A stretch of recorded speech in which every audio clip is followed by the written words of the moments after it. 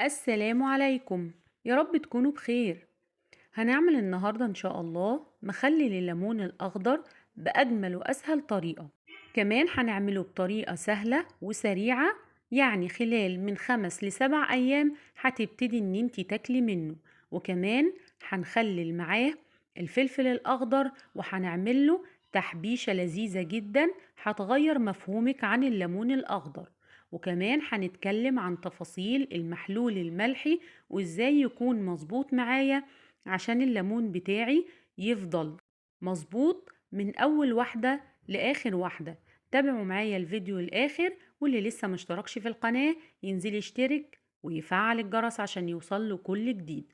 معايا كيلو من الليمون الأخضر. يفضل ان انت تجيبي الليمونة الجامدة وتستبعدي الدبلانة، بس هو ده اللي كان متوفر في السوق. وطبعا هو حاليا الأسعار بتاعته في متناول الإيد، تقدري ان انت تجيبي الكمية اللي انت حباها وتعمليها بالطريقة اللي احنا هنعملها النهاردة. غسلنا كده الليمون بتاعنا وضفناه كده او حطيناه في حلة، وهنبتدي نضيف له كمية من المية يا دوبك تغطي الوش بتاع الليمون بتاعنا، وهنرفعه على النار لمدة 7 دقايق، يعني يغلي كده غلوتين. احنا مش عايزينه يفتح معانا، احنا عايزينه بس ان هو يستوي معانا من غير ما يتهري. خلاص رفعناه من على النار، وهنبتدي ان احنا بقى نتخلص من المية بتاعة السلق، لان بيكون فيها نسبة مرارة. وبعد كده هنحطه في مية عادية من الحنفية، وهنبتدي ان احنا نغير عليه المية كل ما ندخل كده المطبخ، يعني في اليوم كده 3 4 مرات، بحيث ان كل المرارة اللي جوه الليمون تنزل في المية، ونشطفه ونحط عليه مية تاني، ونكرر الموضوع ده اكتر من مرة. هنا كده كنا دخلنا المطبخ كذا مرة، وبدأنا ان احنا نتخلص من المية ونشطفه ونضيف له مية جديدة. وكمان ممكن ان انتي تدوقي الليمونة تشوفي مدى المرارة فيها بقت عاملة ازاي، يعني قلت ولا لسه الليمونة محتفظة بالمرارة بتاعتها. زي ما انت شايفة هنا خلاص شطفناه، والليمون اتخلص من المرارة بتاعته. وهنبتدي بقى ان احنا نعمل الخلطة بتاعتنا. هنا كده جبنا صينية، وهنبتدي ان احنا نحط الليمون بتاعنا في الصينية.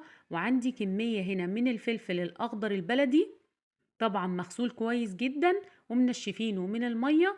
وبعد كده هنضيفه لليمون، وهنبتدي بقى ان احنا نضيف له شوية اضافات كده هتخلي طعمه ولا اروع. معايا معلقة من حبة البركة وجزرتين بشرتهم كده بالمبشرة. وهنبتدي بقى ان احنا نخلط كل المكونات بتاعتنا مع بعضها. عايزة اقولك بس شكله كده يفتح النفس. خلاص كده هنبتدي بقى ان احنا نحط كمان معلقة من هريسة الشطة، وطبعا كنا عاملينها مع بعض في القناة. هسيب لكم ان شاء الله رابط الفيديو في صندوق الوصف. لكل حبايبنا اللي مش عارفين صندوق الوصف، بتضغطي على العنوان بتاع الفيديو بيجيلك كلمة المزيد، بتضغطي عليها بيدخلك على صندوق الوصف. هنا بقى عندي البرطمانات، لازم البرطمانات تكون مغسولة كويس جدا ومتنشفة، ويفضل لو عندك برطمانات ازاز. بس طبعا الكمية دي هحطها في برطمان بلاستيك، لان مش متوفر عندي الكمية دي برطمان ازاز. زي ما قلنا حبايبي، تقدري ان انت تجيبي الكمية اللي انت حباها، هو متوفر حاليا في السوق فتقدري تجيبي. وكمان ان انت تخزنيه من السنة للسنة، وهقولك ازاي تحتفظي بيه من غير ما يمور منك او اللحم بتاعه يدوب كده ويبقى مهري منك.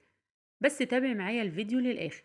هنا بدأنا ان احنا نحط في البداية كده في قاع البرطمان الليمون، عشان يبقى يضغط على الفلفل بتاعي. وعبيناه كده في برطمانين زي ما انتوا شايفين.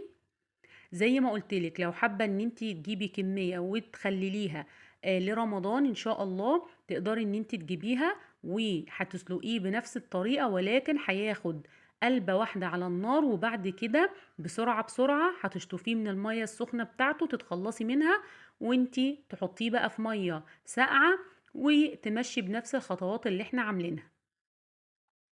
هنا بقى هنبتدي ان احنا نعمل له المحلول الملحي. هنا انا استخدمت كده في البداية 4 كوبايات من مج الشاي العادي، ما يعادل المج الواحد 200 ملي، يعني 4 كوبايات 800 ملي. وهنشوف لو هنحتاج مية تاني للمحلول الملحي هنضيف لها. بس تكاية مهمة جدا، لازم يا بنات المحلول الملحي استخدم فيه مية مغلية وسبتها لما تبرد تماما، عشان المخلل بتاعك ما يبصي او يكون اي ريم على الوش او يفسد منك. هنحط بقى التكاية الحكاية بتاعتنا معلقة صغيرة من السكر، وده عشان يحافظ على قرمشة الفلفل بتاعي زي الفل من اول فلفلاية لاخر فلفلاية. كمان هنضيف مادة حفظ وبتدي لون رائع، معلقة صغيرة من الكركم. لو مش حابة تضيفيها ما تضيفيهاش، ولكن عايزة اقولك هي بتدي لون وطعم وكمان مادة حافظة. هنيجي بقى للملح. مقدار الملح هحط هنا 5 معالق هرمية من الملح، وما تخافيش من الملح لان الملح بيمتص المرارة اللي بتبقى موجودة في الليمون وكمان في الزيتون. ليه؟ ان شاء الله الزيتون اللي احنا هنخلله بإذن الله في وقته. يبقى ما حطينا 5 معالق من الملح على 4 كوبايات من المية، وزي ما قلنا المية بتاعتنا احنا غلينها وسبناها تبرد. عندي بقى هنا ورقتين لورا، انا كسرتهم كده بايديا وضفتهم، والورق اللورا كمان من مواد الحفظ او مادة حفظ هتحفظ لي المخلل بتاعي. يبقى انا استخدمت مادة حفظ، ورق اللورا والكركم.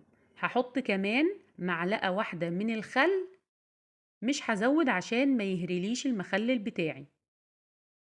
وهنقلب كويس جدا لحد ما الملح بتاعنا يدوب.